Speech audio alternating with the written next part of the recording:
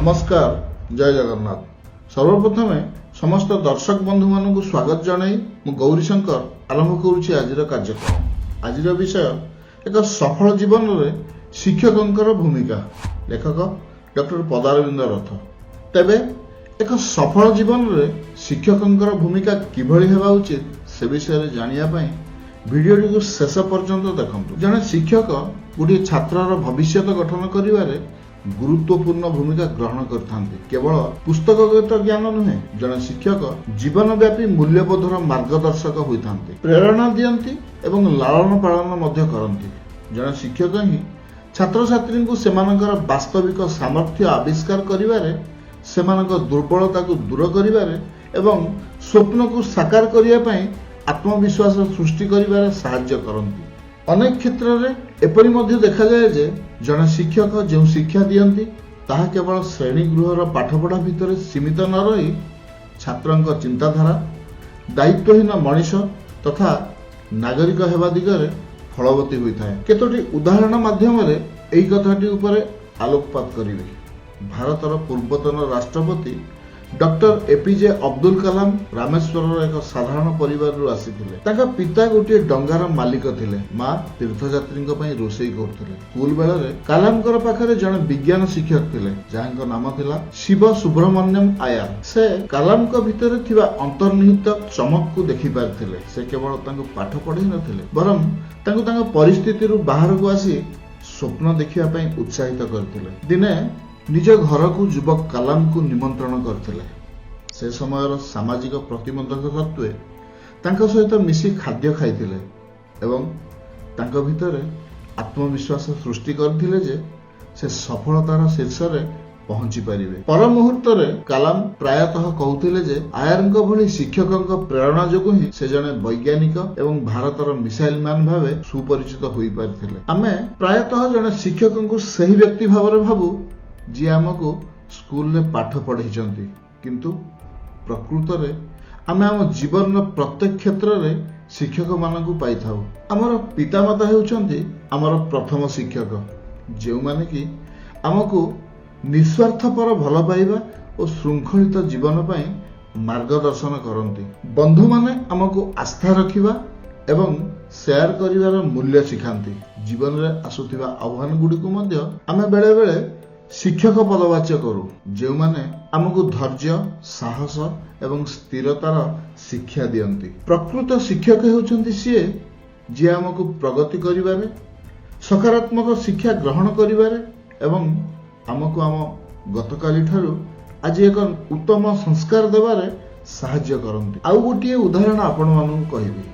School रे जने पिला श्रेणी सम्मुखरे कथा हेबाकू भय करथुला।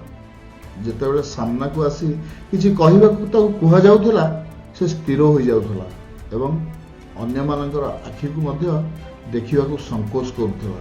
थरे तांकर जने शिक्षक तांकू प्रथमे केवल किछि धाडी जोर रे पढिबाकू उत्साहित करथिले। से तांकर छोट प्रयास को मध्य प्रशंसा करथिले एवं धीरे धीरे पिलाटी को बड़ सुजोग मध्य देथिले। जेपरि कि विद्यालयर प्रार्थना सभा रे कविता पाठ करिबा, नीतिबाणी शुणाइबा इत्यादि।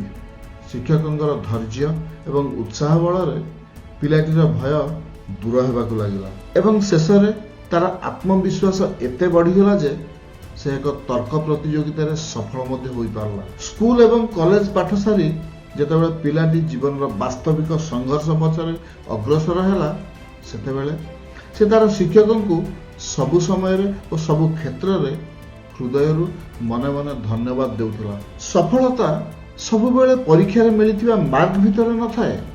जीवन रे अनेक कैरियर एमिति भी अछि जहाँ हमें सीधा सड़क स्कूल पाठ्यक्रम रे देखिबाकू पाई न थाउ।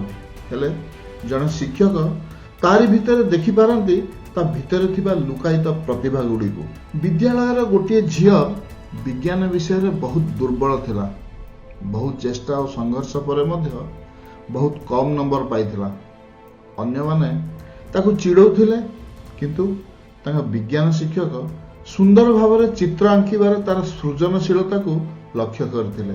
झियोटी को परीक्षा रे मिलिथिबा कम नंबर उपरे ध्यान देवा परिवर्ते ଶିକ୍ଷକ ତାର କଳାତ୍ମକ ଦକ୍ଷତାକୁ ପ୍ରଶଂସା କରିଥିଲେ ଏବଂ ଡିଜାଇନ ପାଠ ପଢିବାକୁ ଉତ୍ସାହିତ କରିଥିଲେ। ସମୟକ୍ରମେ ଝିଅଟି ଅନୁଭବ କରିଥିଲା ଯେ ତାର ବାସ୍ତବିକ ଶକ୍ତି କଳା ଏବଂ ସୃଜନଶୀଳତାରେ ରହିଛି, ସମୀକରଣର ସମାଧାନରେ ନୁହେଁ। ଏବଂ ଆଜି ଜଣେ ସଫଳ ଚିତ୍ରକର ଭାବରେ କାର୍ଯ୍ୟରତ। ପିଲାଟି ପ୍ରାୟତଃ ମନେ ପକାଏ ଯେ ତାଙ୍କ ଶିକ୍ଷକଙ୍କ ଦ୍ୱାରା ଲୁକାୟିତ ପ୍ରତିଭାର ସନ୍ଧାନ ହିଁ ତା ଜୀବନର ପଥ ପରିବର୍ତ୍ତନ କରିଦେଇଥିଲା। ଜଣେ ଶିକ୍ଷୟିତ୍ରୀ ଥରେ ଦେଖିଲେ ଯେ କିଛି ଛାତ୍ର ଜଣେ ଗରିବ ପୃଷ୍ଠଭୂମିରୁ ଆସିଥିବା ସହପାଠୀଙ୍କୁ ଅସତ୍ ବ୍ୟବହାର କରୁଛନ୍ତି। ସେ ସେମାନଙ୍କୁ ପାଖକୁ ଡାକି ଗାଳି ଦେବା ପରିବର୍ତ୍ତେ ଦୟା ଓ ସମାନତା ବିଷୟରେ ଏକ କାହାଣୀ ଶୁଣେଇଲେ। ତା ପରଦିନ ସେ ସେମାନଙ୍କୁ ଏକ ପ୍ରକଳ୍ପ ପାଇଁ ମିଶ୍ରିତ ଗୋଷ୍ଠୀରେ ଯୋଡ଼ିଲେ। ତେଣୁ ସେମାନଙ୍କୁ ଏକାଠି କାମ କରିବାକୁ ପଡ଼ିଲା।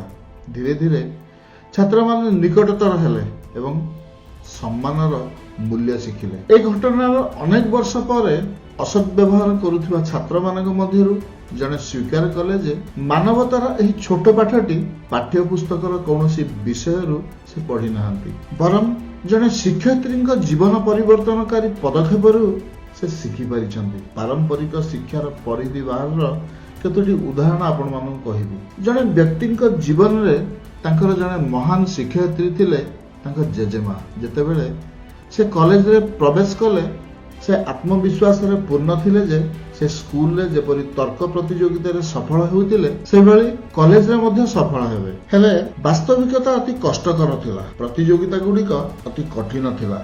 ଅଂଶଗ୍ରହଣକାରୀମାନେ ଅଧିକ ତୀକ୍ଷ୍ଣ ଥିଲେ, କିଏ କାହାଠାରୁ କମ୍ ନଥିଲେ। କହିବାକୁ ଗଲେ ପ୍ରତ୍ୟେକ ଅଂଶଗ୍ରହଣକାରୀ ଜଣେ ଜଣେ ଧୁରନ୍ଧର ଥିଲେ ଏବଂ ପ୍ରଥମ ବର୍ଷରେ ପ୍ରାୟ 30ଟି ପ୍ରତିଯୋଗିତାରେ ଅଂଶଗ୍ରହଣ କରିବା ସତ୍ତ୍ୱେ ସେ ଗୋଟିଏ ବି ପୁରସ୍କାର ଜିତି ପାରିନଥିଲେ। ଭଗ୍ନ ହୃଦୟ ନେଇ କାନ୍ଦି କାନ୍ଦି ଘରକୁ ଫେରି ଆସିଲେ। ଜେଜେମା ଧୈର୍ଯ୍ୟର ସହ ଶୁଣିଲେ ଏବଂ ତାପରେ ସେ ପଚାରିଲେ, ପୁଅ, ତୋ କଲେଜରେ କେତେ ଜଣ ଛାତ୍ରଛାତ୍ରୀ ଅଛନ୍ତି? ବ୍ୟକ୍ତି ଉତ୍ତର ଦେଲେ, ପ୍ରାୟ 3000। ସେ ଟିକିଏ ମୁରୁକି ହସି ପୁଣି ପଚାରିଲେ, ସାଧାରଣତଃ କେତେ ଜଣ ତର୍କ ପ୍ରତିଯୋଗିତାରେ ଅଂଶଗ୍ରହଣ କରନ୍ତି? ବ୍ୟକ୍ତି କହିଲେ, ପ୍ରାୟ 30 ଜଣ। ତାଙ୍କ ଆଖି ଝଲସି ଉଠିଲା। ସେତେବେଳେ ସେ କହିଲେ, ପୁଅରେ, ତୋର ଖୁସି ହେବା ଉଚିତ ଯେ ତୁ ସେହି 100 ଜଣଙ୍କ ମଧ୍ୟରୁ ଜଣେ ଯେଉଁମାନେ ଆଗକୁ ବଢ଼ିବାକୁ ସାହସ କରିପାରିଲେ। ଚେଷ୍ଟା ଜାରି ରଖ, ତୋର ବି ଦିନ ଆସିବ। ସେହି ଶବ୍ଦ ଗୁଡ଼ିକ ବ୍ୟକ୍ତିଙ୍କୁ ଅଧିକ ଭାବରେ ଉତ୍ସାହିତ କଲା। ବିଫଳତା ଉପରେ ଧ୍ୟାନ ଦେବା ବନ୍ଦ କରି ସେ ପ୍ରଗତି ଉପରେ ଧ୍ୟାନ ଦେବା ଆରମ୍ଭ କଲେ। ନୂତନ ଶକ୍ତି ସହିତ ସେ ଅଧିକ ପରିଶ୍ରମ କଲେ ଓ ନିଜ ଦକ୍ଷତାକୁ ବଢ଼ାଇବାକୁ ଲାଗିଲେ। ଶେଷରେ ସ୍ନାତକ ପାଠ୍ୟକ୍ରମର ଶେଷ 2 ବର୍ଷରେ କଲେଜରେ ତାଙ୍କ ନାମ ଶ୍ରେଷ୍ଠ ତାର୍କିକ ଏବଂ ଲିଟେରାରୀ ଚମ୍ପିୟନ ଭାବେ ଘୋଷଣା କରାଯାଇଥିଲା। ପଛକୁ ଫେରି ଚାହିଁ ସେ ଆଜି ଅନୁଭବ କରନ୍ତି ଯେ ଏହା କେବଳ ତାଙ୍କ ଜେଜେମାଙ୍କର କୋମଳ ଜ୍ଞାନ ତଥା ଉତ୍ସାହ ଭରା ପ୍ରେରଣା ଯୋଗୁଁ ହିଁ ସମ୍ଭବ ଥିଲା, ଯାହା ତାଙ୍କ ବିଫଳତାକୁ ଦୃଢ଼ ନିଷ୍ପତ୍ତିରେ ପରିଣତ କରିବାରେ ସାହାଯ୍ୟ କରିଥିଲା। ଆଉ ଗୋଟିଏ ଘଟଣା କହୁଛି। କଲେଜ ସମୟରେ ଜଣେ ଛାତ୍ରର ଆର୍ଥିକ ଅବସ୍ଥା ବହୁତ ଭଲ ନଥିଲା ଏବଂ ପ୍ରାୟତଃ ସେ ବାପାଙ୍କୁ ବ୍ୟକ୍ତିଗତ କୋଚିଂ ପାଇଁ ଟଙ୍କା ମାଗିବା ବିଷୟରେ ସଂକୋଚ କରୁଥିଲା। ଦିନେ ଶ୍ରେଣୀର ଜଣେ ଅଧ୍ୟାପକ ପିଲାଟିର ସଂକୋଚ ଦେଖି କହିଲେ, ଯଦି ତୁମେ ପ୍ରତ୍ୟେକଟି କ୍ଲାସ୍ ଆଟେଣ୍ଡ କର ଏବଂ ଗୋଟେ ବି କ୍ଲାସ୍ ମିସ୍ ନ କରି ଧ୍ୟାନ ଦେଇ ପାଠ ପଢ଼ ଏବଂ ଅଧ୍ୟାପକମାନଙ୍କର କହିବା ଅନୁସାରେ ପ୍ରାକ୍ଟିସ କର, ତେବେ ବାହାର କୋଚିଂ ଆଦୌ ଆବଶ୍ୟକ ନାହିଁ।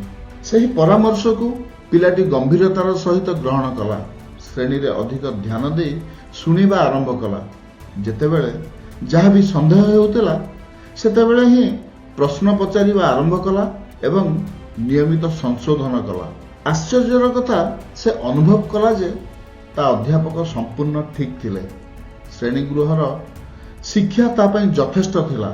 ସେହି ସରଳ ମାର୍ଗଦର୍ଶନ କେବଳ ତା ବାପାଙ୍କୁ ଅତିରିକ୍ତ ବୋଝରୁ ରକ୍ଷା କରିନଥିଲା, ବରଂ ପିଲାଟିକୁ ଶୃଙ୍ଖଳା, ଧ୍ୟାନ ଏବଂ ନିଜ ପ୍ରୟାସରେ ବିଶ୍ୱାସର ମୂଲ୍ୟ ମଧ୍ୟ ଶିଖାଇଥିଲା। ତେଣୁ ଏଥିରୁ ପ୍ରମାଣିତ ହୁଏ ଯେ ଜଣେ ଶିକ୍ଷକଙ୍କ ଭୂମିକା କେବଳ ପାଠ ଘୋଷାଇବା ନୁହେଁ କିମ୍ବା ଛୋଟିଆ ଛୋଟିଆ କଥାରେ ପିଲାଟିର ଭୁଲ ଦେଖି ଦଣ୍ଡ ଦେବା ନୁହେଁ, ଅନୁଶାସନ ଏବଂ କଠୋର ପରିଶ୍ରମର ଫଳ ବିଷୟରେ ଅବଗତ କରାଇବା ଓ ବିଭିନ୍ନ ଉଦାହରଣ ମାଧ୍ୟମରେ ପ୍ରେରଣା ଦେଇ ତାର ମନୋବଳ ବଢ଼ାଇବା। ବିଦ୍ୟାଳୟ ଓ କଲେଜ ପାଠ ପଢ଼ା ସରିବା ପରେ ଜଣେ ଛାତ୍ର ଯେତେବେଳେ ପ୍ରତିଯୋଗିତାମୂଳକ ପରୀକ୍ଷାର ରଣକ୍ଷେତ୍ରକୁ ଯାଏ, ସେଠାରେ ମଧ୍ୟ ଏମିତି କିଛି ଶିକ୍ଷକ ମିଳନ୍ତି ଯିଏ ସକାରାତ୍ମକ ଭାବରେ ଜୀବନର ମାର୍ଗ ପରିବର୍ତ୍ତନ କରିଦିଅନ୍ତି। ଥରେ ଜଣେ ପ୍ରାର୍ଥୀ କମ୍ବାଇନ୍ଡ ଡିଫେନ୍ସ ସର୍ଭିସେସ୍ ଅର୍ଥାତ୍ CDS ପରୀକ୍ଷା ପାଇଁ ପ୍ରସ୍ତୁତ ହେଉଥିଲେ। ଥିମାଟିକ୍ ଆପ୍ରିସିଏସନ୍ ଟେଷ୍ଟ ନାମକ ଏକ ପରୀକ୍ଷାରେ କିଛି ସେକେଣ୍ଡ ପାଇଁ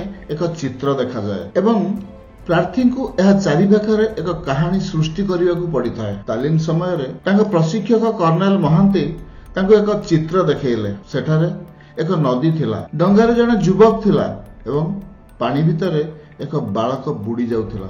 ପ୍ରାର୍ଥୀ ଡଙ୍ଗା ଚାଳକଙ୍କ ଦୃଷ୍ଟିକୋଣରୁ ଏ କାହାଣୀ ଲେଖିଲେ। ଡଙ୍ଗା ଚାଳକ ପିଲାଟିକୁ ବଞ୍ଚାଇବାକୁ ଚେଷ୍ଟା କରିଥିଲେ, କିନ୍ତୁ ଦୁଃଖର କଥା, ଯେତେବେଳେ ସେ ପହଞ୍ଚିଲେ ସେତେବେଳେ ବାଳକଟି ବୁଡ଼ି ସାରିଥିଲା। ଯେତେବେଳେ ସେ ଗର୍ବର ସହିତ ନିଜର ପ୍ରଶିକ୍ଷକଙ୍କୁ ଦେଖାଇଲେ, ପ୍ରଶିକ୍ଷକ କହିଲେ, ପୁଅ, ତୁମେ ସ୍କ୍ରିପ୍ଟ ଲେଖକ ଥିଲ। ପିଲାଟିକୁ ଉଦ୍ଧାର କରାଯାଇଥିବା ଦିଗରେ ଏକ ସକାରାତ୍ମକ କାହାଣୀ ଲେଖିବାକୁ ତୁମକୁ କିଏ ବାଧା ଦେଇଥିଲା? ସେହି ଗୋଟିଏ ବାକ୍ୟ ପିଲାଟିକୁ ଦୋହଲେଇ ଦେଲା। ସେ ଅନୁଭବ କଲା ଯେ ଆମେ ଅନେକ ଥର ଅନେକ ନକାରାତ୍ମକ ଚିନ୍ତାଧାରା ଭିତରେ ନିଜକୁ ସୀମିତ ରଖୁ, କିନ୍ତୁ ବାସ୍ତବରେ ତାହା ଠିକ୍ ନୁହେଁ। ସେହିଦିନ ଠାରୁ ସେ ନିଜେ ପ୍ରତିଜ୍ଞା କଲା ଯେ ପରିସ୍ଥିତି ଯେତେ କଷ୍ଟକର ହେଉନା କାହିଁକି, ସେ ସକାରାତ୍ମକ ଭାବନା ରଖିବ। ମାନସିକତାର ଏହି ପରିବର୍ତ୍ତନ ତାକୁ କେବଳ CDSରେ ସଫଳ ହେବାକୁ ସାହାଯ୍ୟ କରିନାହିଁ, ବରଂ ଏହା ଜୀବନର ଚ୍ୟାଲେଞ୍ଜ ଗୁଡ଼ିକ ମଧ୍ୟରେ ତାକୁ ଆଜି ମଧ୍ୟ ମାର୍ଗଦର୍ଶନ କରିଚାଲିଛି। ତା ପାଇଁ କର୍ଣ୍ଣେଲ ମହାନ୍ତି କେବଳ ଜଣେ ପ୍ରଶିକ୍ଷକ ନଥିଲେ, ସେ ଜଣେ ପ୍ରକୃତ ଶିକ୍ଷକ ଥିଲେ, ଯିଏ ତାଙ୍କୁ ସକାରାତ୍ମକ ପ୍ରେରଣା ଓ ଆଶୀର୍ବାଦର ସହିତ ଜୀବନର ସ୍କ୍ରିପ୍ଟକୁ ପୁନଃ ଲେଖିବାକୁ ଶିଖେଇଥିଲେ। ବାସ୍ତବରେ ବନ୍ଧୁଗଣ, ଦୁନିଆରେ ଏମିତି କେହି ନାହିଁ ଯାହା ହାତରେ କିଛି ବି ହେବନି। ପ୍ରତ୍ୟେକ ବ୍ୟକ୍ତି ପାଖରେ କିଛି ନା କିଛି ଅଲୌକିକ ଗୁଣ ରହିଛି, ଅଲୌକିକ ଶକ୍ତି ରହିଛି, ଯାହାକି ଆମେ ଦେଖିପାରୁନାହିଁ। ଆମକୁ କେବଳ ସମସ୍ତଙ୍କର ଖରାପ ଗୁଣ ଦେଖାଯାଉଛି। ସମସ୍ତଙ୍କ ହାତରେ ପାଠ ହେବ ସେମିତି କିଛି ମାନେ ନାହିଁ। ଆଜିକାଲି ପିଲାମାନେ ବିଦ୍ୟାଳୟ ମାନଙ୍କରେ ଯାହା ସବୁ ପଢୁଛନ୍ତି, କେବଳ ତାହା ହିଁ ପାଠ ନୁହେଁ। ପାଠ ଅନେକ ଅଛି। ମନୁଷ୍ୟ ବଞ୍ଚିବା ପାଇଁ ଅନେକ ବିଦ୍ୟା ଅଛି। ପିଲାଟିର ହାବଭାବ ଓ ଚାଲିଚଳନକୁ ଦେଖି ପ୍ରତ୍ୟେକ ବାପା ମା ସେମାନଙ୍କର ପାଠପଢ଼ା ସ୍ଥିର କରିବା ଉଚିତ।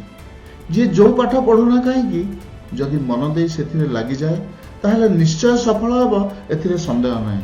କୌଣସି କାମ ବଡ଼ ନୁହେଁ କି କୌଣସି କାମ ଛୋଟ ନୁହେଁ।